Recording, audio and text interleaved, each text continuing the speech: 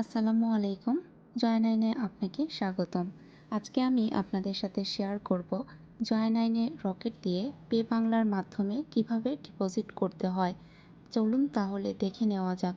প্রথমে আপনি আপনার অ্যাকাউন্টে প্রবেশ করবেন।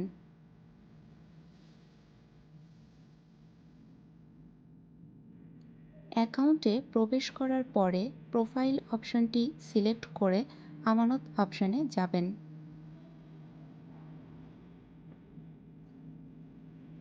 আমানত অপশনে গিয়ে আপনি রকেট অপশনটি সিলেক্ট করে নেবেন।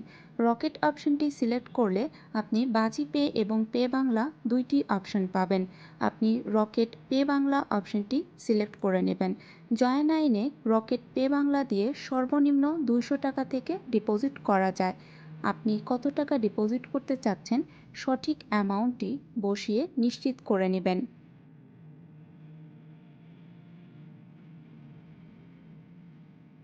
নিশ্চিত করার পরে আপনাকে একটি রকেট এজেন্ট নাম্বার দেওয়া হবে।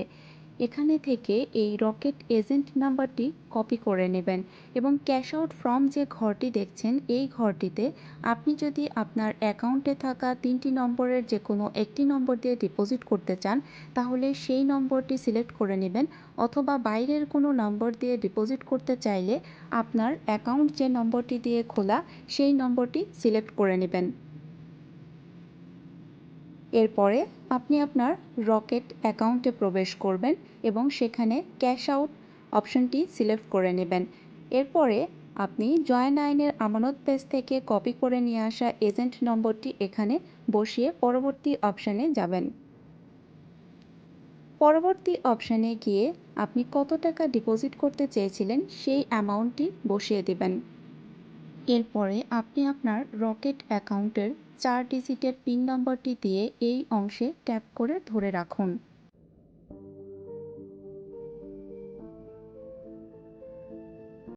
আপনার ক্যাশ আউটটি সম্পন্ন হয়েছে। ক্যাশ আউট ফর্মটি পাওয়ার জন্য রিসিপ্ট এই অংশটিতে ক্লিক করুন। ক্যাশ আউট রিসিপ্ট থেকে আপনি ক্যাশ আউটের ট্রানজ্যাকশন আইডিটি কপি করে নেবেন।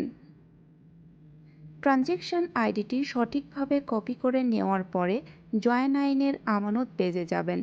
জয়9 আমানত পেজে ট্রানজ্যাকশন আইডির যে ঘরটি রয়েছে সেখানে ট্রানজ্যাকশন আইডিটি সঠিকভাবে বসিয়ে দেবেন।